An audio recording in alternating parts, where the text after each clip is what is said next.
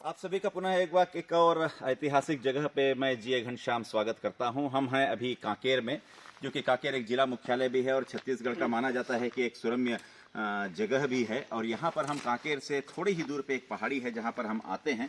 और मैं चाहूँगा कि हमारे कैमरामैन जो है जय सिंह मुझे ये भी बताएं कि ये जो पहाड़ी है, इस पहाड़ी के ऊपर आने के बाद आपको एक शिव मंदिर दिखाई देता है जो कि मेरे ठीक पीछे है, जो कि करीब 1000 साल पुराना यह शिव मंदिर है। और उसके बाहर में आहते में बहुत सारी मूर्तियां भी जो खुदाई पे निकली हैं वो रखी गई हैं। और एक बहुत अच्छा वातावरण यहाँ पर है। और साथ ही साथ यदि आप ऊपर आएंगे इस पहाड़ी के ऊपर चढ़कर, तो आपको एक तालाब दिखाई देता है जिसका नाम है सोनई रुपई तालाब। यह सोनई रुपई तालाब जो है, कहा जाता है कि राजा की बेटियां थीं और आक्रांताओं से बचने के लिए, अपनी लाज बचाने के लिए उन्होंने इसी तालाब पर कूदकर अपने प्राणों की आहुति दे दी थी। तो उन दोनों बहनों के नाम पर सोनई रुपई तालाब यहाँ पर निर्मित किया गया है। कुंद्रा राजाओं के द्वारा इसको लगातार शासन किया गया। उसके बाद जो देव वंशज राजा थे वो आए, और अंतिम राजा जो थे वो भानु प्रताप देव थे, जिनके काल जो है, राजस्व का काल जो है, राजकाल जो है कहा जाए कि वो समाप्त हुआ। और ये चारों तरफ मैं चाहूँगा कि जय सिंह और भी आपको नीचे की तरफ इस तालाब की तरफ ले आएँ तो देखिएगा इस तालाब के चारों तरफ जो है पत्थर के बड़ी बड़े चट्टानें लगी हुई हैं, और उन चट्टानों के बीच में यह तालाब दिखाई दे रहा है। यह तालाब काफ़ी गहरा है, और यदि आत्महत्या की गई होगी तो निश्चित तौर पर यह तालाब बहुत गहरा होगा। और उस तरफ भी यदि दिखाएं आपको जय सिंह जी, तो वहाँ दिखाई देगा आपको एक गुफा है। उस गुफा जो है, और ये पूरी पहाड़ी, इसको हम गढ़िया पहाड़ कहते हैं। और जैसे कहा जाता है 36 गढ़िया सबले बढ़िया, उस 36 में से यदि आप 36 गढ़िया में से 36 हटा दीजिए तो आपको गढ़िया शब्द प्राप्त होता है, और ये गढ़िया पहाड़ है। सैलानी बहुत मात्रा में यहाँ पर आते हैं, और यहाँ पर मेला भी कई बार लगाए जाते हैं। और आपको ये भी दिखाई दे रहा होगा कि पीछे यदि आप देखेंगे तो यहाँ पर आपको एक और मंदिर आपको दिखाई दे रहा है, जो कि माता जी का मंदिर है। और यहाँ पर श्रद्धालु आकर अपना जो इच्छा है अपनी उसको पूरा करते हैं। और पहाड़ के ऊपर एक बिल्कुल सपाट सी जगह है, और हर जगह जैसे कहा जाता है कि इनक्रेडिबल इंडिया, क्रेडिबल इंडिया, या इनक्रेडिबल छत्तीसगढ़, या इनक्रेडिबल इंडिया, क्रेडिबल छत्तीसगढ़, उसी तरीके से इस जगह पर भी जब आप आते हैं तो आपको यहाँ पर देवी जी का मंदिर है, और इस देवी जी के मंदिर में मूर्ति भी स्थापित है। और मैं आपको ये भी बताऊं कि ये जो है कांकेश्वरी देवी का मंदिर है, जहाँ पर सैलानी काफ़ी संख्या में यहाँ पर आकर अपनी न केवल मनोकामना को पूरा करते हैं, अपितु भगवान से वरदान भी प्राप्त करते हैं। और जय सिंह से और भी कहूँगा कि आगे आकर हमको ये भी बताने का प्रयास करें कि जो गुफा है, इस गुफा के बारे में ये कहा जाता है कि यदि आप लेट कर उस गुफा के अंदर जाते हैं, और जाना दुष्कर कार्य है, लेकिन यदि आप पहुँचते हैं तो करीब 500 लोगों की बैठने की अंदर में एक उत्तम व्यवस्था है।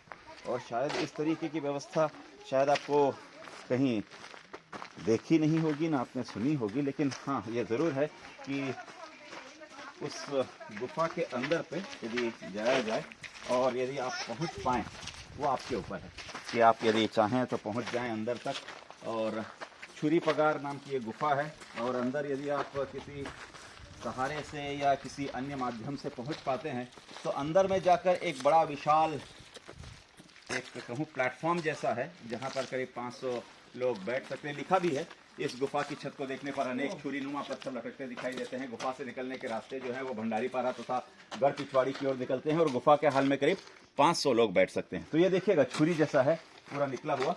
और मैं चाहूँगा जय सिंह को कि और आगे आके थोड़ा सा दिखा पाएँ इस गुफा के मुहाने तक। मैं भी जाने का प्रयास कर रहा हूँ, और देखिएगा यदि यहाँ से जा पाएँ तो यदि यहाँ उतरने का एक रास्ता तो दिखाई दे रहा है, कुछ एडवेंचर हम कर सकते हैं इस पे। थोड़ा सा उतरने का प्रयास करता हूँ, अब देखिएगा थोड़ा सा कोशिश कर रहा हूँ, यदि हो पाता है तो। हाँ, जय सिंह से चाहूँगा कि थोड़ा सा और आगे आके दिखाने का प्रयास करें। और थोड़ी दूर जा सकते हैं सर। आ गया हूँ मैं, नीचे रोशनी दिखाई देगी। नीचे में अब बहुत अच्छा दृश्य पूरे, यदि देखो पत्थर लटके हुए दिखाई दे रहे हैं। मैं जय सिंह से चाहूँगा कि वो भी यदि उतरना चाहें तो देखें कि थोड़ी दूर तक आने का प्रयास हम लोग कर रहे हैं, और पत्थरों के बीच में से हम निकल कर आए। वाह, क्या सुंदर नजारा है, बहुत शानदार है। कहा जाए कि ओह वाह, जैसे यदि ऊपर दिखाएं तो पत्थरों से ढका हुआ है पूरे तरीके से। आप देखिए ऊपर की छटा को देखिए और पूरे पत्थरों से ढका हुआ यह जगह और पूरी तरीके से चारों तरफ से पत्थर है। और यहाँ पर आप आ सकते हैं। आने के बाद आप मैं और थोड़ा सा नीचे और उतर कर जाने का प्रयास जरूर कर रहा हूँ, जैसे कि दिखा पा रहे हूँ आपको। तो ये देखिए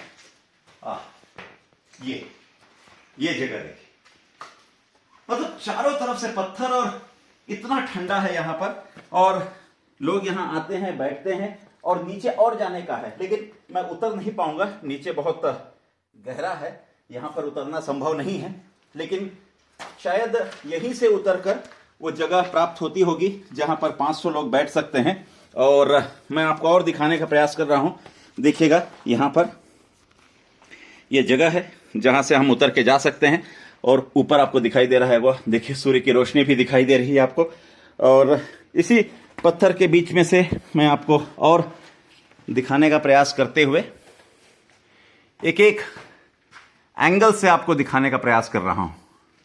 देखिए ये नुकीले पत्थरों से हम कहते हैं हरे भरे वनों की शाल ओढ़ती रहे धरा। और जब हम धरा को हरे भरे वनों की शाल ओढ़ती रहे कहते हैं तो पत्थरों में भी जान आ जाती है। और इन्हीं पत्थरों के बीच में से मैं फिर एक बार उतरने का प्रयास करते हुए आपको फिर वापस लेके चलता हूं।